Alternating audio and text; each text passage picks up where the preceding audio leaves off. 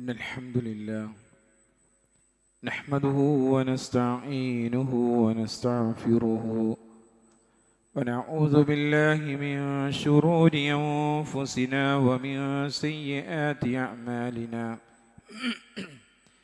من يهد الله فلا مضل له ومن يضلله فلا هادي له وأشهد أن لا إله إلا الله وحده لا شريك له وأشهد أن محمدا عبده ورسوله أرسله بالهدى ودين الحق ليظهره على الدين كله وكفى بالله شهيدا اللهم صل على محمد وعلى آل محمد كما صليت على إبراهيم وعلى آل إبراهيم إنك حميد مجيد اللهم بارك على محمد وعلى آل محمد كما باركت على إبراهيم وعلى آل إبراهيم إنك حميد مجيد أعوذ بالله من الشيطان الرجيم بسم الله الرحمن الرحيم يا أيها الذين آمنوا اتقوا الله حق تقاته ولا تموتن إلا وأنتم مسلمون يا أيها الناس اتقوا ربكم الذي خلقكم من نفس واحدة وخلق منها زوجها وبث منهما رجالا كثيرا ونساء واتقوا الله الذي تساءلون به والأرحام إن الله كان عليكم رقيبا يا أيها الذين آمنوا اتقوا الله وقولوا قولا سديدا يصلح لكم أعمالكم ويغفر لكم ذنوبكم ومن يطع الله ورسوله فقد فاز فوزا عظيما أما بعد فإن خير الحديث كتاب الله وخير الهدي هدي محمد صلى الله عليه وسلم وشر الأمور محدثاتها وكل محدثة بدعة وكل بدعة ضلالة وكل ضلالة في النار. സ്നേഹാദരണീയരായ സത്യവിശ്വാസികളെ, വിശ്വാസിനികളെ, റബ്ബ് സുബ്ഹാനഹു തആലയുടെ വിധിവിലക്കുകളനുസരിച്ച് ജീവിക്കണമെന്ന് എന്നോടെന്ന പോലെ തന്നെ നിങ്ങൾ ഓരോരുത്തരെയും ഉണർത്തുകയാണ്, വസിയത്ത് ചെയ്യുകയാണ്. നമ്മുടെ നാട്ടിലൊക്കെ ഇപ്പോൾ നമ്മുടെ മക്കൾക്കെല്ലാം സ്കൂൾ അവധി ആരംഭിച്ചിരിക്കുകയാണ്. ഇത് മക്കൾക്ക് വെറും കളിക്കാനുള്ളൊരു സമയമല്ല, മറിച്ച് അവരുടെ ഈമാനും സ്വഭാവവും കരുപിടിപ്പിക്കാനുള്ള സുവർണാവസരമായിക്കൊണ്ടാണ് നമ്മൾ കാണേണ്ടത്. അവധിക്കാലം അർത്ഥവത്തായി തീരുവാൻ ശ്രദ്ധിക്കേണ്ട കാര്യങ്ങൾ എന്തൊക്കെയാണ് എന്നതാണ് ഇൻഷാ അല്ലാഹ് ഇന്നത്തെ ഖുതുബയിലൂടെ നിങ്ങൾ ഓരോരുത്തരെയും ഉണർത്തുവാൻ ഞാൻ ആഗ്രഹിക്കുന്നത്. ഒന്നാമതായിക്കൊണ്ട് തന്നെ നാം അറിയേണ്ട, നമ്മുടെ മക്കൾ അറിയേണ്ട യഥാർത്ഥത്തിലുള്ളൊരു സത്യമാണ് സമയം അല്ലാഹു സുബ്ഹാനഹു തആല നമുക്ക് നൽകിയത് എന്തിനു വേണ്ടി എന്നുള്ളത്. അതിൻ്റെ ഗൗരവം നമുക്കെല്ലാവർക്കും ഉണ്ടാവണം, പ്രത്യേകിച്ച് മുതിർന്നവരായ നമുക്ക്. അവധി എന്ന് പറഞ്ഞാൽ ഉത്തരവാദിത്തങ്ങളിൽ നിന്നുള്ള മോചനമല്ല എന്നുള്ളതാണ് നമ്മൾ മനസ്സിലാക്കേണ്ടത്. ഒരു മുസ്ലിമിനെ സംബന്ധിച്ചിടത്തോളം അതൊരു മോചനമല്ല. നമ്മുടെ ഓരോ സെക്കൻഡുകളും അള്ളാഹുവിന് മുന്നിൽ ചോദ്യം ചെയ്യപ്പെടുമെന്നുള്ള ബോധമാണ് നമുക്കുണ്ടാവേണ്ടത്. മക്കൾ വെറുതെ ഇരിക്കുമ്പോഴാണ് മോശം ചിന്തകളിലേക്കും കൂട്ടുകെട്ടിലേക്കൊക്കെ അവരെ പിടികൂടുന്നത്. ഒരു അറബി കവി പാടിയതുപോലെ, ഇന്ന ശബാബ വൽ ഫറാഗ വൽ ജിദ മഫ്സദതുൻ ലിൽ മർഇ അയ്യിം മഫ്സദ. അഥവാ യൗവനവും ഒഴിവു സമയവും പണവും ഒത്തുചേർന്നാൽ അത് മനുഷ്യനെ വലിയ നാശങ്ങളിലേക്ക് നയിക്കുമെന്നാണ്. അപ്പോൾ ഈ കിട്ടുന്ന ഒഴിവു സമയം അത് അള്ളാഹു നൽകിയ വലിയൊരു അനുഗ്രഹമാണെന്നുള്ള തിരിച്ചറിവ് നമുക്കെല്ലാവർക്കും ഉണ്ടാവണമെന്നർത്ഥം. റസൂലുള്ളാഹി സ്വല്ലല്ലാഹു അലൈഹി വസല്ലം അത് നമ്മളെ ഉണർത്തുന്നുണ്ട്. എന്താണ് അള്ളാഹിന്റെ റസൂൽ പറയുന്നത്? നിഅമതാനി മഗ്ബൂനും ഫീഹിമാ കസീറും മിനന്നാസ്. റസൂലുള്ളാഹി സ്വല്ലല്ലാഹു അലൈഹി വസല്ലം പറയുകയാണ്, രണ്ടനുഗ്രഹങ്ങൾ, അതിൽ അധികം ആളുകളും വഞ്ചിതരാണ്. ഏതാണ് ആ രണ്ടനുഗ്രഹങ്ങൾ? അള്ളാഹിന്റെ റസൂല് പറയുകയാണ്, അസ്സിഹ്ഹത്തു വൽ ഫറാഗ്, ആരോഗ്യവും ഒഴിവു സമയവുമാണത്. നമുക്ക് അല്ലാഹു സുബ്ഹാനഹു വ തആല നൽകിയിട്ടുള്ള ആരോഗ്യവും ഒഴിവു സമയത്തെയും കുറിച്ചാണ് അവിടെ റസൂലുള്ളാഹി സ്വല്ലല്ലാഹു അലൈഹി വസല്ലം നമ്മളെ പഠിപ്പിക്കുന്നത്. അതിൻ്റെ ഗൗരവം തിരിച്ചറിഞ്ഞില്ല എങ്കിൽ നാളത്തെ വിചാരണയെക്കുറിച്ച് ചിന്താഗതിയേ നമുക്കുണ്ടാവില്ല. ആ സമയത്തെക്കുറിച്ചുള്ള ഓരോ നിമിഷത്തെക്കുറിച്ചുള്ള ചോദ്യം ചെയ്യപ്പെടലിനെ തരണം ചെയ്യാതെ ഒരു മനുഷ്യനും നാളെ പരലോകത്ത് മുന്നോട്ട് പോകുവാൻ സാധിക്കുകയില്ല എന്നുള്ളതാണ്. കാരണം അത് നിഅമത്താനി എന്നാ പറയുന്നത്. നിഅമത്താണ്, അള്ളാഹു നൽകിയ അനുഗ്രഹമാണ്. ആ അനുഗ്രഹം താൻ എങ്ങനെയാണ് ചെലവഴിക്കപ്പെട്ടത് എന്ന് ചോദിക്കപ്പെടാതെ ഒരാളെയും മുന്നോട്ട് നയിക്കാൻ അള്ളാഹു സമ്മതിക്കൂല. അതാ പറഞ്ഞത് റസൂലുള്ളാഹി സ്വല്ലല്ലാഹു അലൈഹി വസല്ലം. അതിൻ്റെ ഗൗരവത്തെക്കുറിച്ച് തന്നെ നമ്മളോട് ഉണർത്തുന്നുണ്ട്. യഖ്തനിമു ഖംസൻ ഖബലൽ ഖംസ്, 5 കാര്യങ്ങൾക്ക് മുമ്പുള്ള 5 കാര്യങ്ങൾ നീ ഉപയോഗപ്പെടുത്തണം. അള്ളാന്റെ റസൂല് പഠിപ്പിക്കുക. എന്നിട്ട് അള്ളാന്റെ റസൂല് പറയാണ്, ശബാബക ഖബലൽ ഹറമിക്, ശബാബക ഖബല ഹറമിക്, പ്രായമാകുന്നതിന് മുമ്പുള്ള നിന്റെ യുവത്വം നീ ഉപയോഗപ്പെടുത്തണം. വസിഹ്ഹതക ഖബല സഖമിക്, അതുപോലെ തന്നെ നിന്റെ രോഗത്തിന് മുമ്പുള്ള നിന്റെ ആരോഗ്യത്തെ നീ ഉപയോഗപ്പെടുത്തണം. വഗിനാക ഖബലക ഫഖരിക്, ദാരിദ്ര്യത്തിന് മുമ്പുള്ള നിന്റെ സമ്പന്നതയെ നീ ഉപയോഗപ്പെടുത്തണം.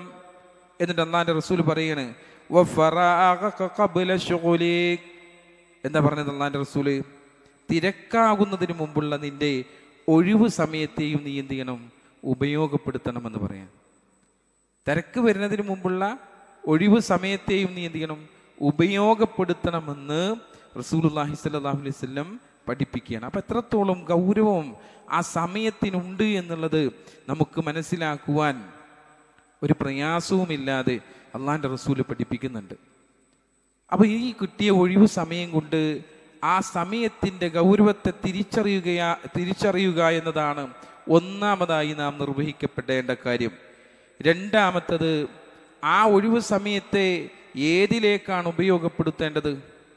ദീനീപരമായിട്ടുള്ള പഠനത്തിനാണ് മുൻഗണന നാം നൽകേണ്ടത്. സ്കൂൾ പഠനത്തിനിടയിൽ വിട്ടുപോയ ഇസ്ലാമിൻ്റെ അടിസ്ഥാന കാര്യങ്ങൾ പഠിപ്പിക്കാൻ ഈ സമയത്ത് ഉപയോഗപ്പെടുത്തണം എന്നുള്ളതാണ്.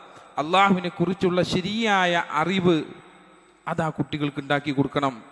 അള്ളാഹിനെ കുറിച്ചിട്ടുള്ള ശരിയായിട്ടുള്ള അറിവ് റബ്ബ് ആരാണ്, റബ്ബ് നൽകുന്ന നിഅമത്തുകൾ, റബ്ബ് നൽകിയ നിഅമത്തിനെ ഞാൻ എപ്രകാരമാണ് ഉപയോഗപ്പെടുത്തുന്നത് എന്നിത്യാദി കാര്യങ്ങളൊക്കെ നാം കുട്ടികളെ പഠിപ്പിച്ച് ആ റബ്ബിനെ എങ്ങനെയാണ് ആരാധിക്കപ്പെടേണ്ടത്, അവൻ്റെ ഏകത്വത്തെക്കുറിച്ച് എല്ലാം ആ കുട്ടികൾ അറിഞ്ഞിരിക്കണമെന്നർത്ഥം.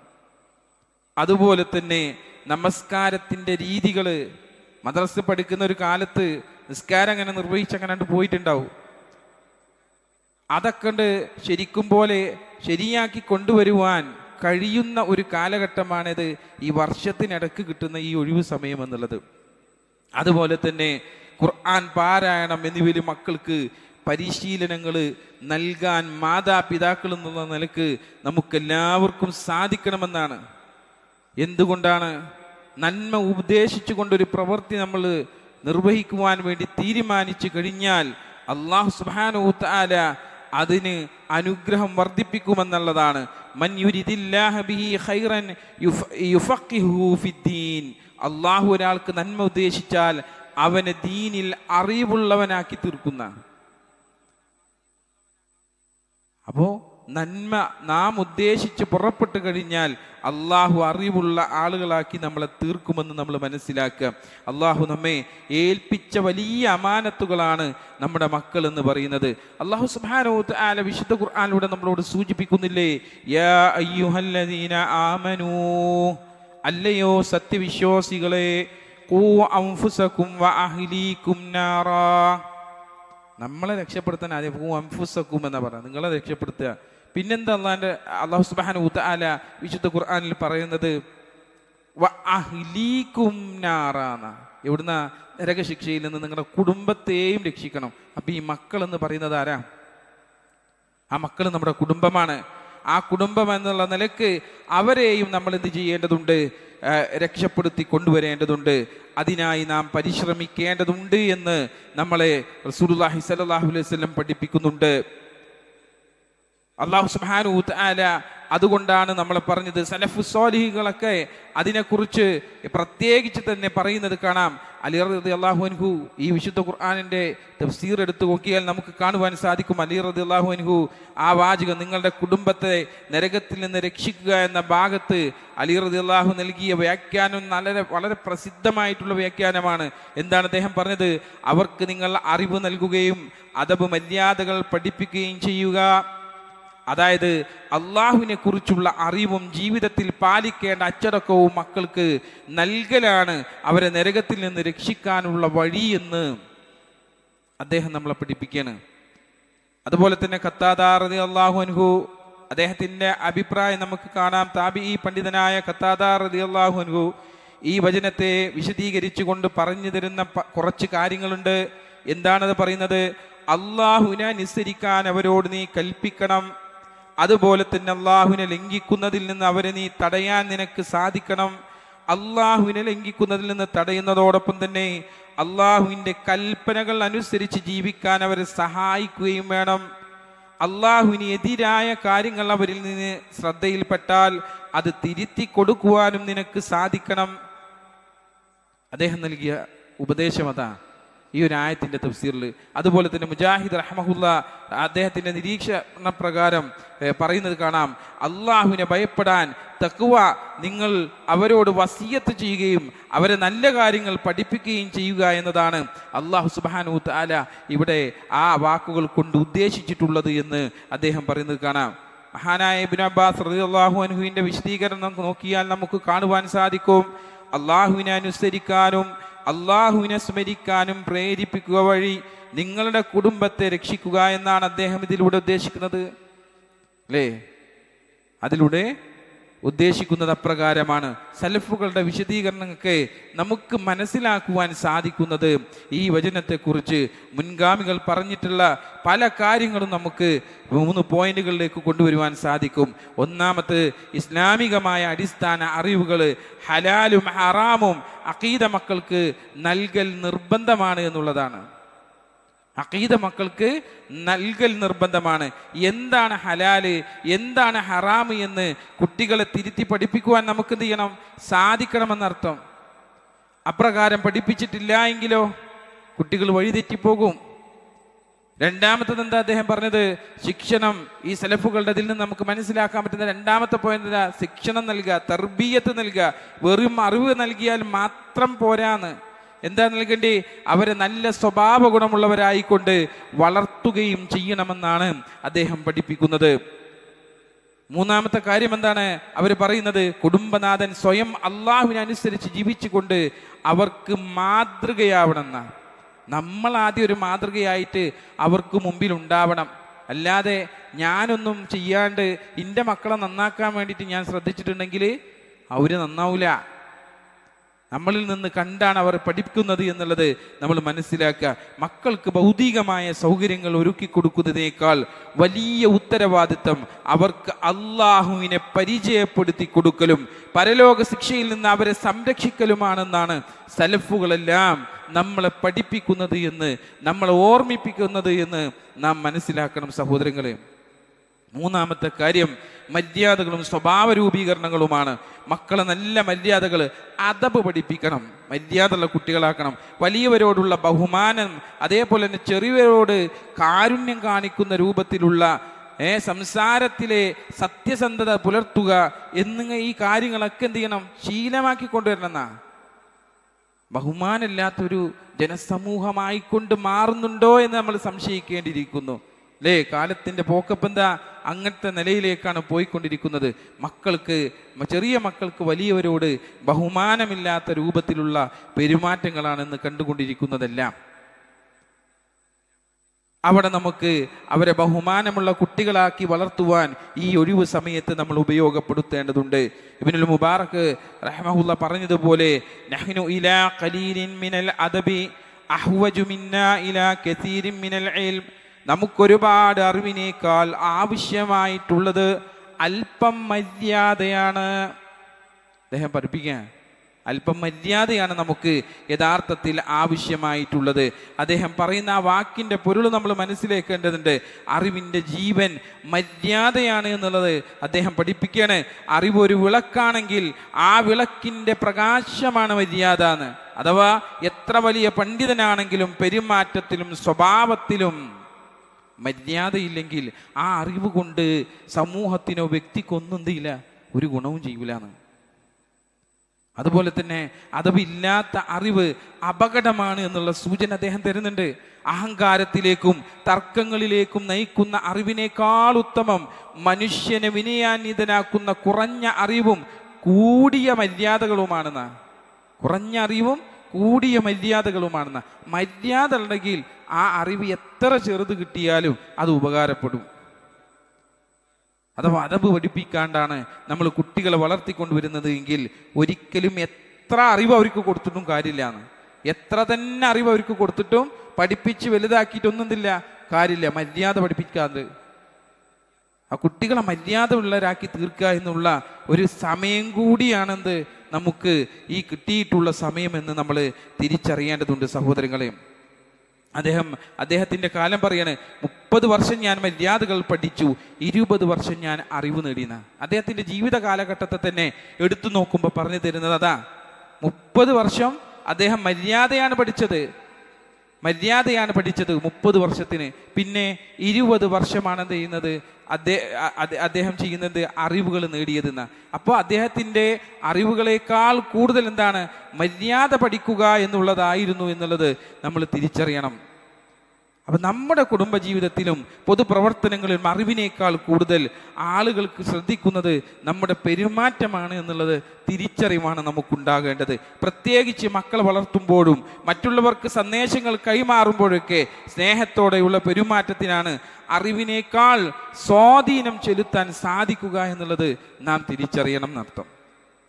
അതുകൊണ്ട് തന്നെ സഹോദരങ്ങളെ, നമ്മുടെ മക്കളെ മര്യാദയുള്ള കുട്ടികളാക്കി വളർത്തുവാൻ വേണ്ടി ശ്രമിക്കുക എന്നുള്ളതാണ് മൂന്നാമതായിക്കൊണ്ട് നാം മനസ്സിലാക്കേണ്ട പ്രധാനപ്പെട്ട കാര്യം. നാലാമതായി നമ്മൾ മനസ്സിലാക്കേണ്ടത് മാതാപിതാക്കളുടെ സാമീപ്യം ഉണ്ടാവുക എന്നുള്ളതാണ്. ഇവിടെയൊക്കെ മര്യാദകളടക്കം നമ്മൾ പറഞ്ഞു.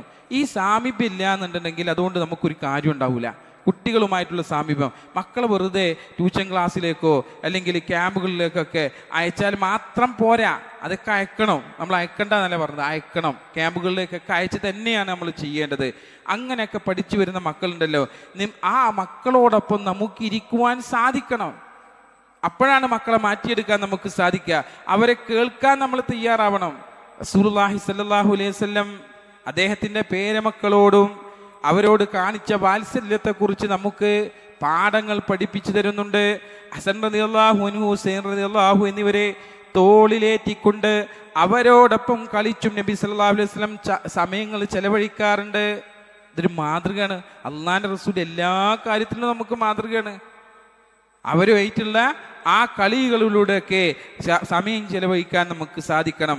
ഈ അവധിക്കാലത്ത് നമ്മുടെ മക്കളുടെ കൂടെ ഒരു യാത്ര ചെയ്യുകയും അവരുടെ സംശയങ്ങൾക്കൊക്കെ മറുപടി നൽകുവാനും സാധിക്കുക എന്നുള്ളതൊക്കെയാണ് വലിയ കാര്യങ്ങൾ ഈ അവധിക്കാലത്ത് എന്ന് നമ്മൾ മനസ്സിലാക്കുക. അനസ് റളിയല്ലാഹു പറയാണ്, നബി സല്ലല്ലാഹു അലൈഹി വസല്ലം കുട്ടികളുടെ അരികിലൂടെ നടന്നു പോകുമ്പോൾ അവർക്ക് സലാം പറയുമായിരുന്നു. ചെറിയ മക്കൾ അങ്ങോട്ട് ഇവിടേക്ക് പോകുമ്പോൾ അതിൻ്റെ അടുത്തു കൂടിയാണ് റസൂൽ അങ്ങനെ നടന്നു പോകുന്നുണ്ടെങ്കിൽ അള്ളാഹിൻ്റെ റസൂൽ എന്ത് ചെയ്യും? അവർക്ക് അസ്സലാമു അലൈക്കും റഹ്മത്തുള്ളാഹി എന്ന് പറയുന്ന എത്ര അദബും മര്യാദയോടുകൂടിയാണ് ആ കുട്ടികളെ വളർത്തിയെടുക്കുവാൻ വേണ്ടി റസൂലുള്ളാഹി സ്വല്ലല്ലാഹു അലൈഹി വസല്ലം. അള്ളാഹിൻ്റെ റസൂലിൻ്റെ കുട്ടികളൊന്നുമല്ലല്ലോ, നമുക്കും പറയാം മറ്റുള്ള കുട്ടികളോട്. നമുക്ക് നമ്മളെ മക്കളോട് മാത്രമല്ല പറയേണ്ടത്.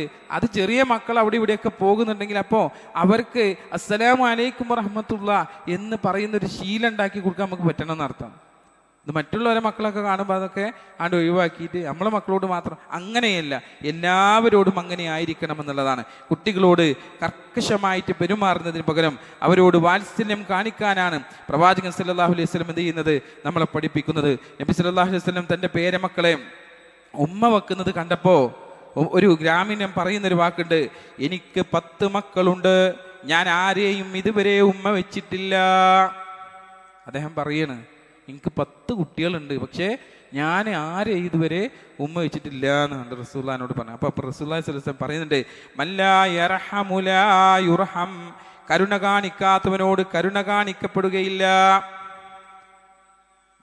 കരുണ കാണിച്ചിട്ടില്ലാണ്ടെങ്കിൽ മേലുള്ള റബ്ബുണ്ടല്ലോ, റഹീമായ റബ്ബ്, റഹ്മാനായ റബ്ബ്, അവൻ നമ്മളോടും കരുണ കാണിക്കില്ല എന്ന്. മനസ്സിലായോ? റസൂലുള്ളാഹി സ്വല്ലല്ലാഹു അലൈഹി വസല്ലം പറഞ്ഞു കൊടുത്ത കാര്യമാണത്. നമ്മൾ മനസ്സിലാക്കേണ്ട വലിയ കാര്യമാണതൊക്കെ. നബി സല്ലല്ലാഹു അലൈഹി വസല്ലം നമസ്കാരത്തിൽ സുജൂദിൽ ഇങ്ങനെ ആയിരിക്കുന്ന സമയത്ത് പേരമക്കളായിട്ടുള്ള ഹസൻ ഹുസൈൻ റളിയല്ലാഹു പുറത്താണ് കയറുന്ന. അള്ളാഹിൻ്റെ റസൂല് ഇമാമത്ത് നിൽക്കുകയാണ്. ആ സമയത്താണ് എന്ത് ചെയ്യുന്നത്? മക്കൾ എന്ത് ചെയ്യുന്നത്? പുറത്തേക്ക് കയറി വരുന്നത്. അള്ളാഹിൻ്റെ റസൂല് അവിടെ തന്നെ കിടക്കുന്ന. അത് കാണാതായപ്പോൾ റസൂലുള്ളാഹി സ്വല്ലല്ലാഹു അലൈഹി വസല്ലം എണീക്കാതായപ്പോൾ ഒരു സഹാബി എണീറ്റ് നോക്കിയപ്പോഴാണ് എന്ത് ചെയ്തത്? അള്ളാഹിൻ്റെ റസൂലിൻ്റെ പേരമക്കൾ എന്ത് ചെയ്യണ്? മേലെ കയറി ഇങ്ങനെ നിൽക്കുകയാണ്. അപ്പം ആലോചിച്ച് നോക്കുകയാണെങ്കിൽ എവിടേക്കാണ് കൊണ്ടുവന്നിട്ടുള്ളത്? പള്ളിയിലേക്കാണ് കൊണ്ടുവന്നിട്ടുള്ളത്. പള്ളിയിൽ ജമാഅത്തിൽ നിൽക്കുമ്പോഴല്ലേ പള്ളിയിലേക്കാണ് കൊണ്ടുവന്നത്. ഇവിടെ പള്ളിക്ക് കുട്ടികളെ ഇങ്ങോട്ട് കൊണ്ടുവരുമ്പോഴത്തിന് കാരണവന്മാരായിട്ടുള്ള ആൾക്കാരൊക്കെ നിസ്കാരം ശരിയാവുന്നില്ല, പുറത്തുവിട്ടാണ്. കുട്ടികളെ കളിയും ചിരിയൊക്കെ എന്തുണ്ടായിരിക്കും? പള്ളിക്കുള്ളിലുണ്ടാവും. അള്ളാന്റെ റസൂലിന് ഇത് കേട്ടിട്ട് നിസ്കാരം ബാത്തിലായിക്കണെന്ന് പറഞ്ഞിട്ട് ഇവിടെ നിന്നിട്ടില്ല, പ്രസംഗിച്ചിട്ടില്ല. നമ്മൾ മനസ്സിലാക്കേണ്ട കാര്യമാണ്. കുട്ടികളുടെ കരച്ചിലും അതേപോലെ തന്നെ മറ്റുള്ള കാര്യങ്ങളൊക്കെ നമ്മുടെ ചെവികളിലൂടെ എന്ത് ചെയ്യും? കേൾക്കും. അത് സർവ്വസാധാരണയാണ്. അതുകൊണ്ട് ഒരാളുടെയും നമസ്കാരം മുറിഞ്ഞു പോകുമെന്ന് റസൂലുള്ളാഹി സ്വല്ലല്ലാഹു അലൈഹി വസല്ലം എന്ത് ചെയ്യുന്നില്ല? പഠിപ്പിക്കുന്നില്ല. പിന്നെ എങ്ങനെയാണ് നമുക്ക് ആ കുട്ടികളെ ആട്ടിയോടിക്കാൻ സാധിക്കുന്നത്? അങ്ങനെ നമ്മൾ ചെയ്യരുത്, ചെയ്യാൻ പാടില്ല. കുട്ടികളെ കൂടി എന്ത് ചെയ്യേണ്ടതുണ്ട്? നമ്മൾ പള്ളികളിലേക്ക് കൊണ്ടുവരേണ്ടതുണ്ട്. അതോടൊപ്പം തന്നെ നമ്മൾ അവരെ മര്യാദ പഠിപ്പിക്കുകയും അച്ചടക്കത്തിൽ ഒതുക്കത്തിൽ ഇരിക്കാൻ പഠിപ്പിക്കുകയും ചെയ്യേണ്ടതുണ്ട് എന്നുള്ള കാര്യം കൂടി നമ്മൾ മനസ്സിലാക്കേണ്ട പ്രധാനപ്പെട്ട കാര്യമാണ്. അങ്ങനെ അദ്ദേഹത്തോട് കുട്ടികളോടൊപ്പം അവരുടെ ആഗ്രഹത്തെ തടയാതിരിക്കാനായിരുന്നു എന്ത് ചെയ്തത്? റസൂലുള്ളാഹി എണീക്കാതിരുന്നത് എന്നാണ് പറഞ്ഞത്. അവർക്ക് എന്താ ചിന്ത? അവരെ ആനയാക്കി കളിക്കുക എന്നുള്ള ചിന്തയാണ്.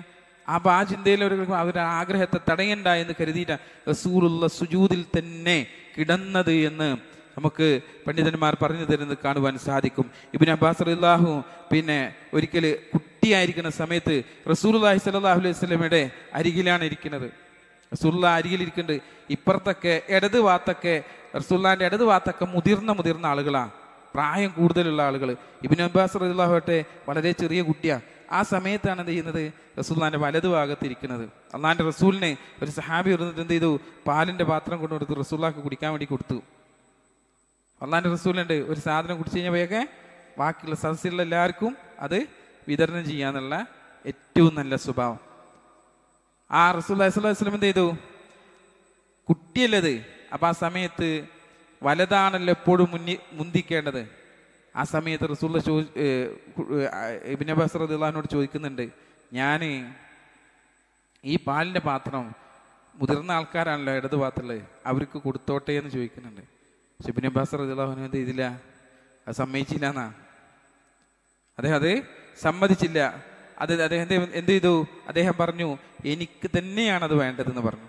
അള്ളാഹിന്റെ റസൂലിനോടുള്ള മുഹബ്ബത്ത്, അള്ളാഹിന്റെ റസൂല് കുടിച്ച് എനിക്കാണ് ആദ്യം കിട്ടേണ്ടത് എന്നുള്ള അദ്ദേഹത്തിൻ്റെ ആ കാര്യമാണ്.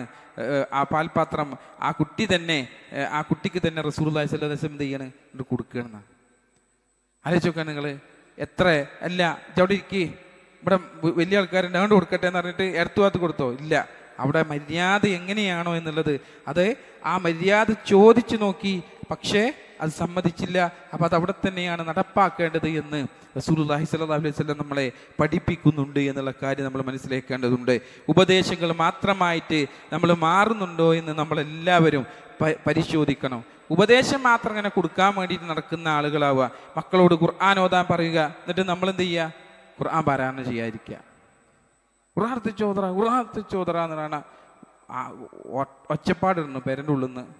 എന്നാൽ ആ വാപ്പ ഇരുന്നത് ഖുർആൻ ചോദോ? ഇല്ല. അയാൾ ടി വിൻ്റെ മുമ്പിലായിരിക്കും, അല്ലെങ്കിൽ റിമോട്ടൊക്കെ എടുത്തിട്ട് ഇങ്ങനെ മാറ്റിയിട്ട് ബാക്കിയുള്ള കാര്യങ്ങളൊക്കെ ഇങ്ങനെ കണ്ട് വാർത്തയും ന്യൂസൊക്കെ കണ്ടിങ്ങനെ ഇരിക്കുന്നുണ്ടാവും. എന്നിട്ട് മോനോട് പറയാം, ഇജ്ജ് പോയി ഖുർആൻ ഓതുന്നു. അങ്ങനെയല്ല വേണ്ടത്. ആ കുട്ടിയുടെ കൂടെ ഇരുന്ന് ഖുർആൻ ഓതുവാൻ രക്ഷിതാവിന് സാധിക്കണമെന്നുള്ളതാണ്. അതുപോലെ തന്നെ നമസ്കരിക്കാൻ കൽപ്പിക്കുക.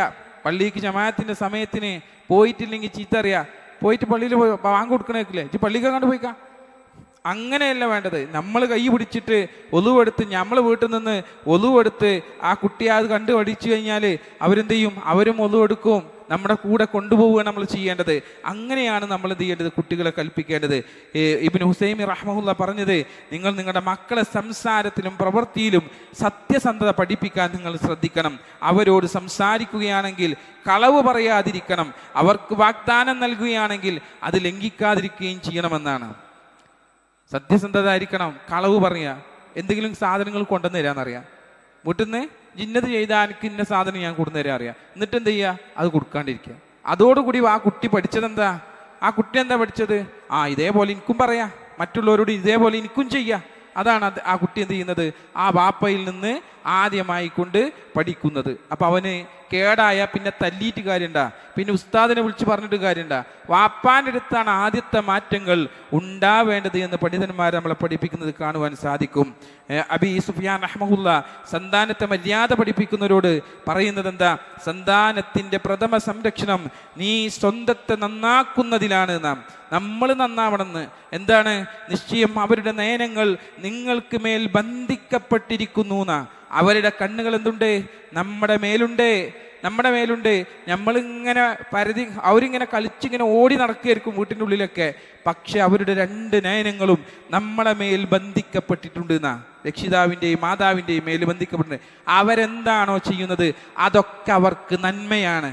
അവരെന്താണോ വെടിയുന്നത് അതൊക്കെ അവർക്ക് തിന്മയാണ്. ആലോചിച്ച് നോക്കൂ, അതൊക്കെ അവർക്ക് തിന്മയാണ്. അപ്പോൾ അവർ ആലോചിക്കും, നമ്മൾ ഒരു സാധനം ചെയ്യുന്നുണ്ടെങ്കിൽ, നമ്മളൊരു സത്യത്തെ നിരാകരിക്കുകയാണെന്നുണ്ടെങ്കിൽ അത് അവരെന്താ പറയുക, അതോ അവരങ്ങനെ തന്നെ പഠിക്കും, സത്യത്തെ നിരാകരിക്കാൻ വേണ്ടിയിട്ടാണ് പഠിക്കും. ഇതാണ് അവസ്ഥ അവർക്കുണ്ടാവുക എന്നുള്ളത് നമ്മൾ മനസ്സിലാക്കണം സഹോദരങ്ങളെ. അതേപോലെ തന്നെ മറ്റൊരു കാര്യമാണ്, അഞ്ചാമതായിക്കൊണ്ട് നമ്മൾ മനസ്സിലാക്കേണ്ടത് സോഷ്യൽ മീഡിയയുടെ അപകടങ്ങളെ കുറിച്ചാണ്.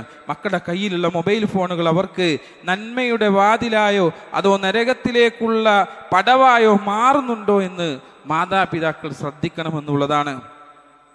ലൈംഗിക അരാജകത്വങ്ങളും അശ്ലീലതയും ലഹരി ഉപയോഗവും വർദ്ധിച്ചു വരുന്ന ഒരു കാലഘട്ടമാണിത്.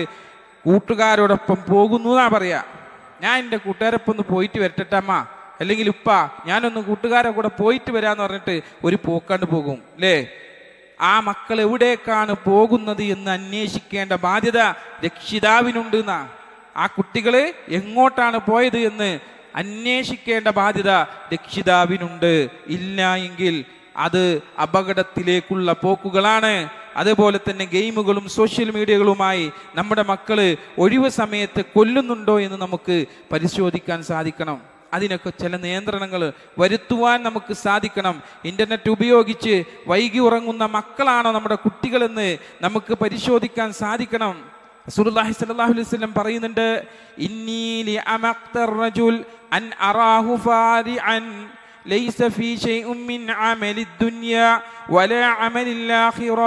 അബ്ദുല്ലാഹി ഇബ്നു മസ്ഊദ് റളിയല്ലാഹു പറയാണ്, തീർച്ചയായും ഒഴിവ് സമയമുണ്ടായിട്ടും ഇഹലോകത്തിനോ പരലോകത്തിനോ യാതൊന്നും പ്രവർത്തിക്കാത്തവനോട് ഞാൻ കഠിനമായ കോപമുള്ളവനാകുന്നു. ഇഹലോകത്തിനും പരലോകത്തിനും ഒന്നും ഉപകരിക്കാത്ത അവസ്ഥ ഉണ്ടാവുക, അതാണ് ഗെയിമിൻ്റെ അവസ്ഥ. എന്താ അത് കളിച്ചിട്ടുണ്ടാവണ്? ആലോചിച്ച് നോക്കുകയാണെങ്കിൽ അവന് ഇഹലോകത്ത് വല്ല കാര്യമുണ്ടോ? അത് പരലോകത്ത് വല്ല കാര്യമുണ്ടോ അവനക്ക്? അതുമില്ല, രണ്ടുമില്ല. സോഷ്യൽ മീഡിയയിൽ ഇങ്ങനെ റീലുകൾ ഇങ്ങനെ കണ്ടിരുന്നതുകൊണ്ട് അവനക്ക് എന്താ ഉപകാരം ഉണ്ടായത്? എന്തുപകാരം അവനക്കുണ്ടായത്? ദീനീപരമായ കാര്യങ്ങളാണോ അവൻ പഠിക്കുന്നത്? അല്ല, പാട്ടുകളും മ്യൂസിക്കുകളുമായി കൊണ്ട് അവനിങ്ങനെ നിറഞ്ഞാടുകയാണ്. അവൻ്റെ സമയത്തങ്ങനെ കൊന്നുകളയുകയാണ്. ഒഴിവ് സമയത്ത് കൊന്നുകളയുന്ന ഒരു വിഭാഗമായി കൊണ്ട് മാറുകയാണ് അല്ലേ? അങ്ങനെയുള്ള കുട്ടികളല്ലേ നമ്മൾ ഇന്ന് കാണുന്നത്. ഈ പാഠം മക്കൾക്ക് പകർന്നു കൊടുക്കാൻ രക്ഷിതാക്കൾക്ക് സാധിക്കണം. പൂർണ്ണമായിട്ട് ഒഴിവാക്കാൻ പറയാൻ സാധ്യമല്ല എന്ന് എല്ലാവർക്കും അറിയാം അല്ലേ? ഇന്ന് ആ സാധനം പൂർണ്ണമായിട്ട് ഒഴിവാക്കുമെന്ന് പറയാൻ ഒരാൾക്കും പറ്റൂല. പക്ഷേ നമ്മൾ ചില സമയങ്ങൾ എന്ത് ചെയ്യണം? അതിൽ നിയന്ത്രണങ്ങൾ നമ്മൾ വരുത്തണം എന്നുള്ളതാണ്. ചില സമയ നിയന്ത്രണങ്ങൾ നമ്മൾ വരുത്തേണ്ടതുണ്ട്.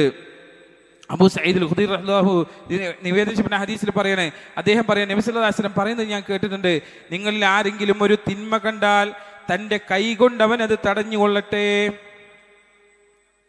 ആരെങ്കിലും ഒരു തിന്മ ചെയ്യുന്ന കണ്ടാൽ കൈകൊണ്ട് തടയാൻ സാധിക്കണം. സോഷ്യൽ മീഡിയയിൽ അവരത് അങ്ങനെയാണ് ചെയ്യുന്നത് എന്ന് കണ്ടു കഴിഞ്ഞാൽ നമുക്ക് കൈകൊണ്ട് തടയാൻ സാധിക്കണമെന്ന്.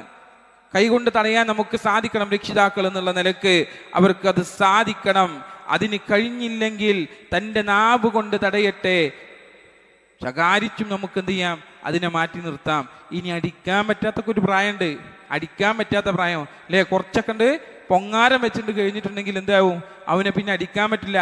അടിച്ചവൻ തിരിച്ചടിക്കുന്ന ഒരു കാലഘട്ടത്തിലേക്കാണെന്നുള്ളത് അല്ലേ? മാതാപിതാക്കളുടെ വിലയറിയാത്ത രൂപത്തിൽ വാക്കുകൾ പറഞ്ഞും വേദനിപ്പിച്ചും ഉമ്മയെ ദ്രോഹിച്ചുകൊണ്ടുമെല്ലാം എത്രയെത്ര കഥകളാണ് നമ്മുടെ സോഷ്യൽ മീഡിയയിലൂടെ നമുക്ക് കാണുവാൻ സാധിക്കുന്നത്. അപ്പൊ പിന്നെ പറയാനേ നമുക്ക് വരുള്ളൂ. അതന്നെ ഈമാനിൽ ഏറ്റവും ദുർബലമായിട്ടുള്ള അവസ്ഥയാണ് എന്ന് റസൂലുള്ളാഹി സ്വല്ലല്ലാഹു അലൈഹി വസല്ലം നമ്മളെ പഠിപ്പിക്കുകയാണ്. സഹോദരങ്ങളെ, നബി സല്ലല്ലാഹു അലൈഹി വസല്ലം പറയുന്നുണ്ട്, കുല്ലുക്കും റായിൻ വ കുല്ലുക്കും മസ്ഊലുൻ അൻ റഇയതിഹി. നിങ്ങളെല്ലാവരും ഭരണാധികാരികളാണ്, അഥവാ ഉത്തരവാദിത്തപ്പെട്ട ആളുകളാണ്. തൻ്റെ കീഴിലുള്ളവരെ കുറിച്ച് ഓരോരുത്തരും ചോദ്യം ചെയ്യപ്പെടും. തൻ്റെ മക്കളെ കുറിച്ചിട്ടേ നാളെ പരലോകത്ത് അല്ലാഹു സുബ്ഹാനഹു വ തആലയുടെ മുന്നിൽ എന്ത് ചെയ്യും? ചോദ്യം ചെയ്യപ്പെടുന്നേ.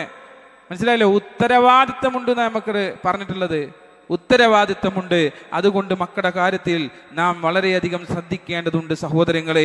അതേപോലെ തന്നെ ആരാധനകൾക്ക് പ്രോത്സാഹനം നൽകുക എന്നുള്ളതാണ് ആറാമതായിക്കൊണ്ട് നിങ്ങൾ എനിക്ക് ഉണർത്തുവാനുള്ളത്. പള്ളിയിലേക്ക് അവർ വരുന്നുണ്ടോ എന്ന് നമുക്ക് പരിശോധിക്കാൻ സാധിക്കണം.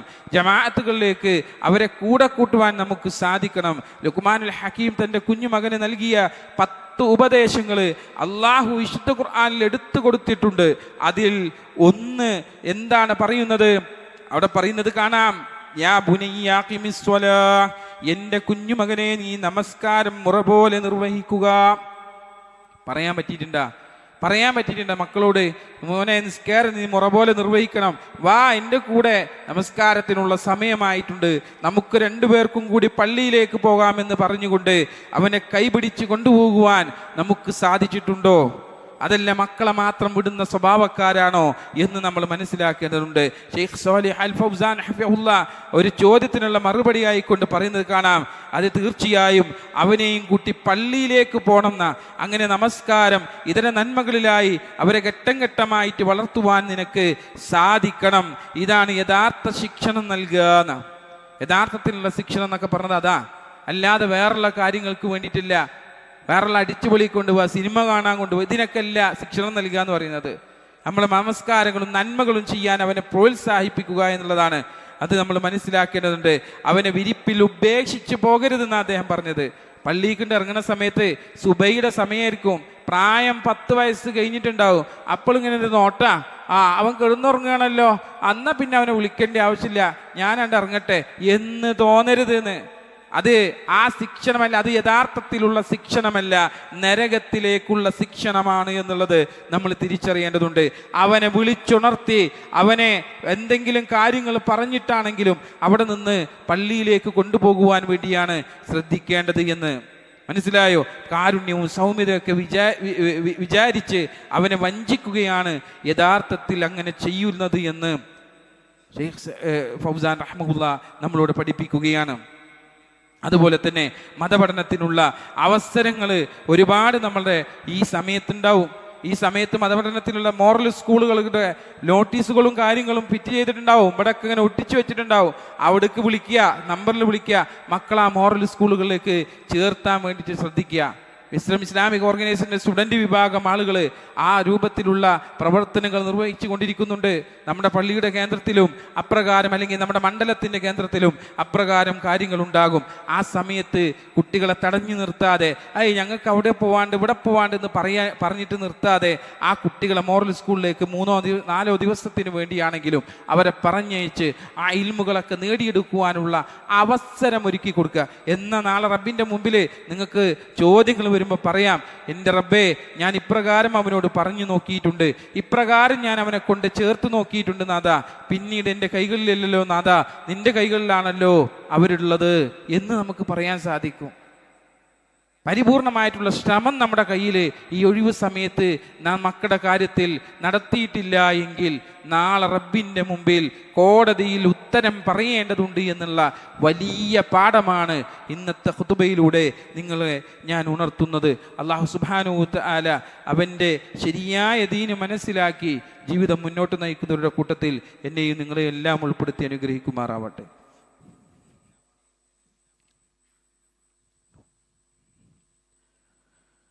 അൽഹംദുലില്ലാ സ്വലാത്തു വസ്സലാമു അലാ റസൂലിൽ അമീൻ വഅലാ ആലിഹി അജ്മഈൻ അമ്മാ ബഅദ്. പ്രിയ നിറഞ്ഞ സത്യവിശ്വാസികളെ, വിശ്വാസിനികളെ, റബ്ബ് സുബ്ഹാനഹു വ തആലയുടെ വിധിവിലക്കുകൾ അനുസരിച്ച് ജീവിക്കണമെന്ന് എന്നോടെന്ന പോലെ തന്നെ ഒരിക്കൽ കൂടി നിങ്ങൾ ഓരോരുത്തരെയും ഉണർത്തുകയാണ്, വസിയത്ത് ചെയ്യുകയാണ്. അവസാനമായി 7ാമതൊരു കാര്യം കൂടി മക്കളുടെ ഈ ഒഴിവ് സമയത്തെക്കുറിച്ച് നിങ്ങളോട് എനിക്ക് ഉണർത്തി തരാനുള്ളത് അവരുടെ കൂട്ടുകെട്ടുകൾ ശ്രദ്ധിക്കുക എന്നുള്ളതാണ്. റസൂലുള്ളാഹി സ്വല്ലല്ലാഹു അലൈഹി വസല്ലം പറഞ്ഞത് കാണാം, അർറജുലു അലാ ദീനി ഖലീലിഹി ഫൽയൻദുർ അഹദുക്കും മൻ യുഖാലിൽ. നിങ്ങൾ ഓരോരുത്തരും അവരുടെ സുഹൃത്തിൻ്റെ മതത്തിനായിരിക്കുമെന്നാണ്. നമ്മുടെ കുട്ടികൾ, നമ്മൾ നേരത്തെ പറഞ്ഞു വീട്ടിൽ നിന്നുണ്ടെങ്കിൽ എടുക്കാറുള്ളത്, അവർ ചേർന്നിട്ടുള്ള കൂട്ടുകെട്ട് ഏതാണ് എന്ന് നമ്മൾ മനസ്സിലാക്കിയേ പറ്റൂ. വൃത്തികെട്ട കൂട്ടുകാരുടെ കൂടെയാണ് എങ്കിൽ അവരുടെ മതത്തിനായിരിക്കുമെന്ന് പറയാൻ തരാം. അവരുടെ മതമല്ല, വേറെ മതം സ്വീകരിക്കേണ്ട ആവശ്യമില്ല, അവരുടെ സ്വഭാവമായിരിക്കും എന്ത് ചെയ്യുക ആ മക്കൾക്കും ഉണ്ടാവുക. എന്താണോ ചീത്ത സ്വഭാവങ്ങൾ, ആ സ്വഭാവത്തിൽ കഞ്ചാവടിക്കുന്ന അല്ലെങ്കിൽ കള്ള് കുടിക്കുന്ന കുട്ടികളൊക്കെ ആണെങ്കിൽ, അല്ലെങ്കിൽ ഹാൻഡ്സുകൾ വെക്കുന്ന കുട്ടികളാണെന്നുണ്ടെങ്കിൽ അവരെ കൂടെയാണ് നമ്മുടെ മക്കൾ പോയിട്ട് കൂടി ചേർന്നിട്ടുള്ളത് എങ്കിൽ നമ്മുടെ മക്കളും വഴികാതെ എന്ത് ചെയ്യും, ആ രൂപത്തിലേക്ക് വരുമെന്ന കാര്യത്തിൽ ഒരു തർക്കവുമില്ല എന്നർത്ഥം.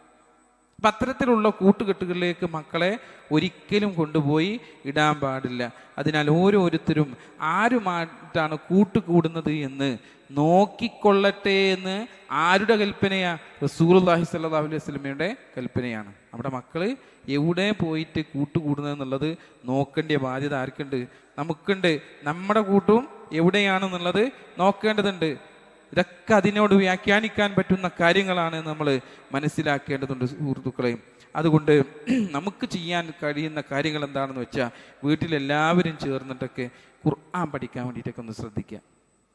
ഈ ഇതും കുത്തി പിടിച്ച് ഇങ്ങനെ കുറേ വാർത്തകളൊക്കെ ഇങ്ങനെ കണ്ട് ഇങ്ങനെ വെറുതെ മനസ്സിന് ടെൻഷനും കയറ്റിയിട്ട് അതങ്ങനായി ഇങ്ങനായി എന്ന് വിചാരിച്ചു ഇരുന്നിട്ട് എന്താ കാര്യമുള്ളത്? വിശുദ്ധ ഖുർആൻ ഓതി പഠിക്കുന്ന ഒരു കുടുംബമായിട്ട് മാറാൻ അത്യാവശ്യ സമയങ്ങളൊക്കെ നമ്മുടെ വീട്ടിലെ കാര്യങ്ങൾക്ക് ആവശ്യമുണ്ടാവും.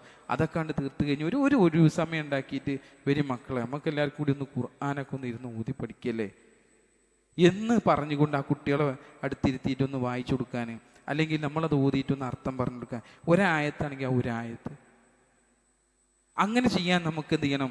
സാധിക്കണം. അതിനുള്ള സമയം കണ്ടെത്തണം എന്നുള്ള. 24 മണിക്കൂർ തന്നിട്ടും എനിക്കതിനൊന്നും സമയമില്ല എന്ന് പറയുകയാണെങ്കിൽ എന്തിനാ പിന്നെ ഈ ദുനിയാവുക്ക് പോന്നിട്ടുള്ളത്? ഈ ദുനിയാവിൽ ജീവിച്ചത് കൊണ്ട് എന്ത് കാര്യമാണുള്ളത്? അള്ളാന്റെ വിശുദ്ധ ഖുർആൻ റസൂലുള്ളാഹി സ്വല്ലല്ലാഹു അലൈഹി വസല്ലമയുടെ തിരുസുന്നത്ത് അനുസരിച്ച് ജീവിക്കുവാൻ വേണ്ടിയാണ് സ്വർഗത്തുനിന്ന് പുറത്താക്കിയിട്ടുള്ളത്. മനസ്സിലായോ? സ്വർഗത്തുനിന്ന് അവിടെ നിന്ന് ഇങ്ങോട്ട് പുറത്തു പോകുന്നത് അള്ളാഹുവിനനുസരിച്ച് ജീവിക്കാനാ. പരീക്ഷണത്തിന്റെ കാലഘട്ടമാണ്. അവിടെ നമ്മളോട് കൽപ്പിക്കപ്പെടുന്ന കാര്യമാണ് റബ്ബിനനുസരിച്ച് ജീവിക്കാൻ വേണ്ടിയിട്ട്. ആ അള്ളാന്റെ കിതാബ് പോലും എടുത്ത് മറിച്ചു നോക്കാൻ ഒരു സമയം കിട്ടണില്ല എന്ന് പറഞ്ഞു കഴിഞ്ഞാല്, ഇനിയിപ്പോൾ അതല്ല, അതിനൊന്നും സൗകര്യം കിട്ടിയില്ലെങ്കിൽ ആഴ്ചയിൽ ഒരു ദിവസം ഇവിടെ തന്നെ ഞായറാഴ്ച ദിവസത്തിൽ ഖുർആൻ ക്ലാസ്, വിശുദ്ധ ഖുർആൻ പഠിക്കാനുള്ള ഒരു മഗ്‌രിബിന് ഇശാനുള്ളൊരു സമയം, ഇടയുള്ള സമയം. 2 പ്രതിഫലങ്ങളാണ് അവിടെ കിട്ടുന്നത്. ഒന്ന് വിശുദ്ധ ഖുർആൻ പഠിച്ചതിനുള്ള പ്രതിഫലം, രണ്ടാമത് മറ്റൊരു നമസ്കാരത്തിന് വേണ്ടി കാത്തിരിക്കുന്ന സമയം. ഇത് രണ്ടും ശ്രേഷ്ഠമായ കാര്യങ്ങളല്ലേ? ഒക്കെ ഒഴിഞ്ഞിട്ട് ഞായറാഴ്ച ഒഴി ദിവസമാണ്. എപ്പോഴാണ്? കല്യാണത്തിൻ്റെ സമയത്താണോ? അല്ല, ഒക്കെ കഴിഞ്ഞ് മഗ്‌രിബ് നിസ്കാരത്തിന് ശേഷമാണ്. കല്യാണപ്പരത്തിന് എങ്ങനെ ഇരിക്കണവർക്കല്ല പറഞ്ഞത്. അതൊക്കെ കഴിഞ്ഞ് വേഗം വീട്ടിലേക്ക് പുറപ്പെടുന്ന ആളുകൾക്ക് അവർക്ക് എത്രയും പെട്ടെന്ന് എന്ത് ചെയ്യാൻ പറ്റും? വരാൻ പറ്റുന്ന രൂപത്തിലുള്ള സൗകര്യങ്ങൾ നമ്മൾ ചെയ്തിട്ടുണ്ട്. പള്ളികളിലൊക്കെ നിർവഹിച്ചിട്ടുണ്ട്. വേറെയുള്ള പള്ളികളും ഉണ്ടാവും. നിങ്ങൾക്ക് അടുത്തുള്ള പള്ളികൾ ഏതാണോ അതിലേക്ക് നീ പ്രവേശിച്ച് അവിടെ വന്ന് ക്ലാസ്സുകൾ കേൾക്കുവാൻ വേണ്ടിയും ആ ഖുർആൻ പഠിക്കാൻ വേണ്ടിയും ഇനിയെങ്കിലും സമയം കണ്ടെത്തുക എന്നുള്ളതാണ്. ആ ഒരു സ്വഭാവത്തിൽ കുട്ടികളെയും കൂട്ടി പോരി, മക്കളൊക്കെ കൂട്ടിയിട്ട് പോരല്ലോ. അവരവിടെ ഇരുത്തണ്ട, പെണ്ണുങ്ങളെ മാത്രമായിട്ട് അവിടെ ഇരുത്തിയിട്ട് കുട്ടികളെ നോക്കിക്കാന്ന് പറഞ്ഞിട്ട് പോരണ്ട. ആ സമയത്ത് അവരൊക്കെ ഉണ്ട് കൂട്ടിയിട്ടുണ്ട് പോരി. എല്ലാവരും കൂടിയിരുന്ന ഒരു ഖുർആൻ ക്ലാസ്സിലേക്ക് വരിക, അവിടെ പഠിക്കുക എന്നൊക്കെ പറഞ്ഞു. ഇനിയിപ്പോൾ നിങ്ങൾക്ക് ഒറ്റയ്ക്ക് വായിക്കാറില്ലെങ്കിലുള്ള അവസ്ഥയാണ് പറഞ്ഞത്. അല്ലെങ്കിൽ വീട്ടിൽ തന്നെ ഇരുന്നിട്ട് ചെയ്യാൻ പറ്റുക. എങ്ങനെയെങ്കിലും ഒരു സമയം കണ്ടെത്താൻ നമ്മൾ ശ്രദ്ധിക്കാന്ന്. രണ്ടാമത്തത്, മക്കളെയും കുട്ടി അടുത്ത ബന്ധുക്കളുടെ വീടുകളൊക്കെ സന്ദർശിക്കാൻ പഠിപ്പിക്കുക. ഇപ്പം ഒന്നും ഒരു ബന്ധമില്ലാത്ത വിഷയമാണ്. നാട്ടിൽ നിന്നൊക്കെ പണ്ടൊക്കെ എന്ന് പറഞ്ഞാൽ എല്ലായിടത്തും പോവല്ലേ, വിരുന്ന് പോവലും എല്ലാവരും കാണലും ഒക്കെ നല്ലൊരു സന്തോഷമുള്ളൊരു. ഇപ്പം ഒക്കെ ഫോൺ വിളിച്ചെല്ലാം വിവരം അറിഞ്ഞ് അവിടെ കണ്ട് വെക്കും. കുടുംബ സന്ദർശനത്തിനുള്ള കൂലിയൊക്കെ കൊണ്ട് കളയുന്ന രൂപത്തിൽ ഈ ഒഴിവ് സമയങ്ങളിൽ അതും നമ്മൾ ചെയ്യാൻ വേണ്ടിയിട്ട് എന്ത് ചെയ്യുക? ശ്രദ്ധിക്കുക. അതേപോലെ തന്നെ പ്രകൃതി അറിയാനുള്ള യാത്രകൾ നടത്തുക എന്നുള്ളതാണ്. പ്രകൃതി അറിയാനായിരിക്കണം. അല്ലാതെയുള്ള പാട്ടും കൂത്തും ചാടിക്കളിയും പിന്നെ റെയിൻ ഡാൻസ് ഒക്കെ ഉള്ള സ്ഥലങ്ങളിലേക്ക് കുട്ടികളെ കൂട്ടിക്കൊണ്ടുപോകാനല്ലേ പറഞ്ഞത്. ചില ആൾക്കാർ അങ്ങനെയാണ്. പ്രകൃതി അറിയാന്ന് പറഞ്ഞിട്ടുണ്ടെങ്കിൽ അവർ ടൂറുണ്ട്, ഒരു സാധനത്തിൻ്റെ ഉള്ളിൽ കണ്ട് കൊണ്ടുപോകും. എന്നിട്ട് അവിടെ വെറുതെ സമയമുണ്ട്. ഓരോ സ്ഥലങ്ങൾ തന്നെ കാണാൻ ഇഷ്ടമാതിരി എത്ര ഉണ്ട്. നമ്മളെ കേരളത്തിൽ തന്നെ എത്ര പോലെ സ്ഥലമുണ്ട്. ആ ഭാഗത്തൊക്കെ കുട്ടികൾ വലിയ വേറുള്ളടത്തേക്കൊന്നും പോകണമെന്ന് പറയുന്നില്ല, ടിക്കറ്റൊക്കെ എടുത്ത്.